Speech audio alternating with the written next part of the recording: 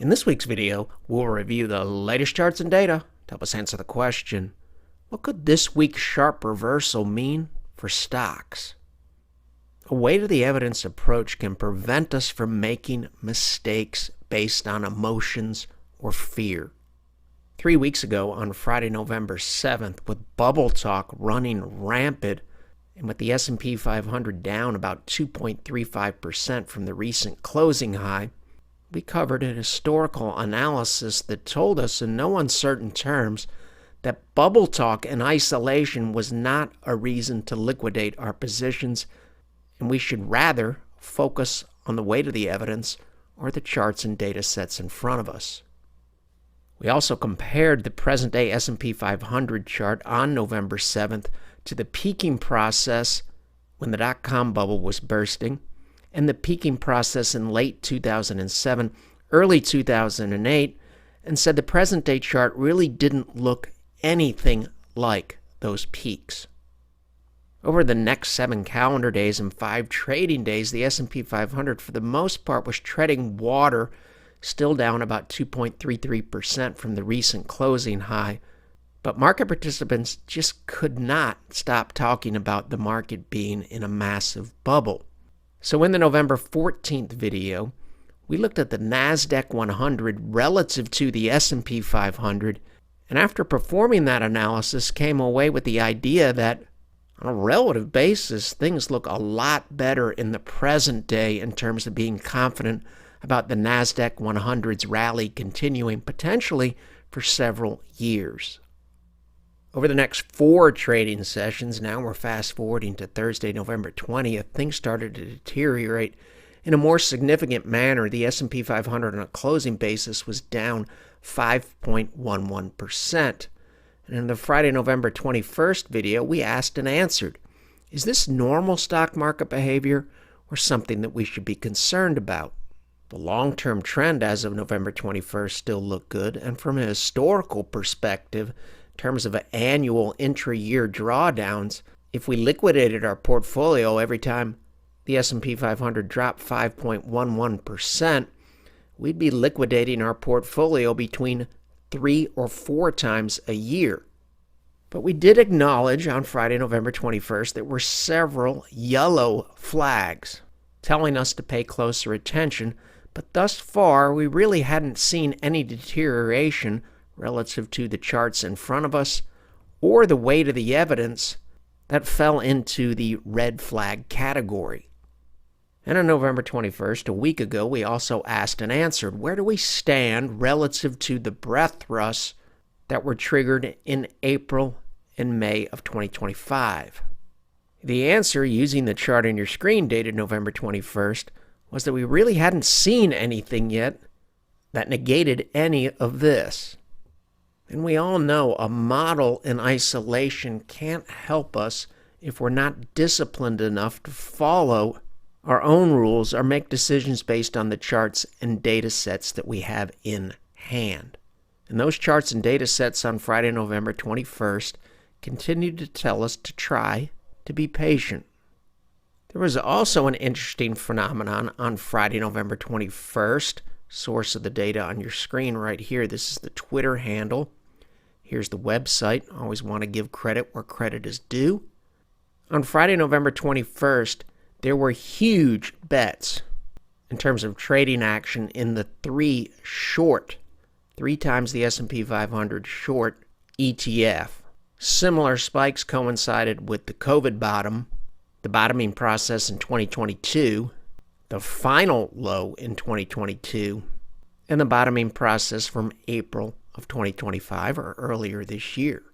This, like all of this, told us to try to be patient and to do so with an open mind about what happened next. We always want to keep an open mind about a wide range of outcomes, from wildly bullish to wildly bearish. And in these 4 instances here, if you were patient, things improved quickly. Every single one of these historical cases, the S&P 500 was higher a month later, the average gain a little bit over 11%. While things looked pretty bleak on Thursday, November 20th, If we fast forward a little over a week to this week, or Friday, November 28th, the S&P 500 was up 3.73% this week. Just as it was important to keep an open mind and try to remain even-keeled a week ago, we don't want to assume anything or get overconfident based on this week's action. We'll continue to take it day by day, asking ourselves, are we allocated prudently based on the facts in front of us? If the answer is yes, or we're not sure, and we're asking those questions in the context of an established uptrend, then we want to err on the side of leaving things alone. We said a week ago the long-term trend relative to the upward sloping 200-week moving average still looked constructive, and common sense would tell us if we were up 3.73% this week, the long-term trend still looks good. It's also noteworthy that we're trying to make a turn on the shorter-term time frames. This is a 39-minute chart of the S&P 500. This is the recent peak that we had before the 5% drawdown. You can see we're back above the cluster of anchored volume weighted average price lines. Those are the colored lines. And we're trying to hold above this downward sloping trend line. The longer we can stay out in this area, the more meaningful it becomes. And we should also keep in mind there's a gap down here, so it's possible that early next week we could get another head fake and come down and fill this gap. If we filled the gap and move back to this white space again, that would be extremely constructive. Whether or not we backtrack to that gap, that's the market's decision. It's just something to be aware of. Another good observation here. On Friday, November 21st, a week ago, Bitcoin sentiment was at its lowest level in 3 years. Something else telling us to keep an open mind about better than expected outcomes in the short to intermediate term.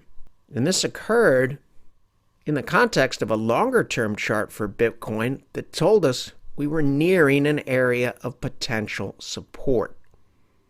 What once acted as resistance in 2021 and late 2021 may now act as support in 2025. And common sense also tells us if we covered this chart a week ago, and we really hadn't seen anything a week ago that said this uptrend was in jeopardy, then the same would be true after this week when we're up 3.73% relative to the look of the chart on your screen that we covered on November 21st. The same can be said for this chart. If it looked constructive last week, it still looks constructive this week. And we can use that same logic with our models. If they were constructive a week ago and we're up 3.73% this week, they're constructive as of Friday, November 28th as well. It's also good to know relative to the longer-term secular bull market thesis, a secular bull market primarily driven by increasingly favorable demographics, you can also make an argument from an earnings growth perspective that the S&P 500 by the end of the decade could reach somewhere between 9,000 and 11,000. And of course, all of this over here aligns with, rather than contradicts, the breadth thrust that we had earlier in this year and the concept of a secular bull market. A source of the information on your screen, Yardeni Research. Yardeni also noted that inflation trends are also heading in the right direction, which aligns with all of the charts that we've covered on that topic over the last year, including this chart of IEF on your screen that still looks constructive as of 2 p.m. Eastern on Friday, November 28th. This really doesn't look anything like, not even remotely close to the concerning look that was present in January of 2022. Once again, giving credit where credit is due. Twitter handle, upper right-hand corner of your screen. The NASDAQ 100's 7-month winning streak ended this month. Is that necessarily a bad thing? Historically, the answer is no. In previous cases, the NASDAQ 100 was higher a year later In every single case, the average gain, 23.46%, simply telling us to keep an open mind about better than expected long-term outcomes. And reading the tea leaves relative to the Fed, we have shifted relatively quickly from a market that was placing roughly a 30% probability on an additional Fed cut in December, shifting it now to almost an 87 to 88% probability. What does all of this mean, including this plant article in the Wall Street Journal?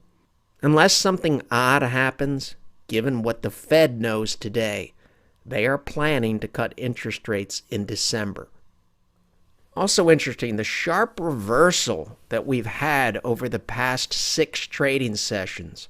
We're very, very close to triggering breadth thrusts again. And when was the last time that breadth improved in a similar manner when the S&P 500 was trading close to an all-time high? Here's the source of the answer. Here's the answer, October 18th, 2013. Thus, we were curious to know, how did the S&P 500 perform walking forward from October 18th, 2013? The answer? Quite well. A year later, up 8%. 4 years later, up over 40%. 6 years later, up over 70%. And 8 years later, an eye-popping figure shown on your screen. As of the close on Friday, November 28th, we did not get the breadth thrust trigger by the full definition, but we came very, very close. Once again, credit where credit is due. In the past, when something similar has happened, a year later, in every single case, the S&P 500 was higher average gain over 30%. Once again, not predicting anything, and this is something that has happened and has been triggered based on this criteria here. All of this helps us assess the probability of good things happening relative to the probability of bad things happening, and it's part of the weight of the evidence. It's important to note, relative to our approach, we don't need these breadth thrusts. They're really not directly related to any of the decisions that we've made over the past 3 weeks. And just as we were trying to remain even-keeled a week ago, we all know the only way that we can continue to use all of this effectively is if we head into next week and every week with that flexible, unbiased, and open mind. The material in this video has no regard to the specific investment objectives, financial situation, or particular needs of any viewer. This video is presented solely for informational purposes and is not to be construed as a solicitation or an offer to buy or sell any securities or any related financial instruments, nor should any of its content be taken as investment advice. Any opinions expressed in this video are subject to change without notice, and Shivako Capital Management, LLC, or CCM, is not under any obligation to update or keep current the information contained herein. CCM and its respective officers and associates or clients may have an interest in the securities or derivatives of any entities referred to in this material. CCM accepts no liability whatsoever for any loss or damage of any kind arising out of the use of all or any part of this material. We recommend that you consult with a licensed and qualified professional before making any investment decision.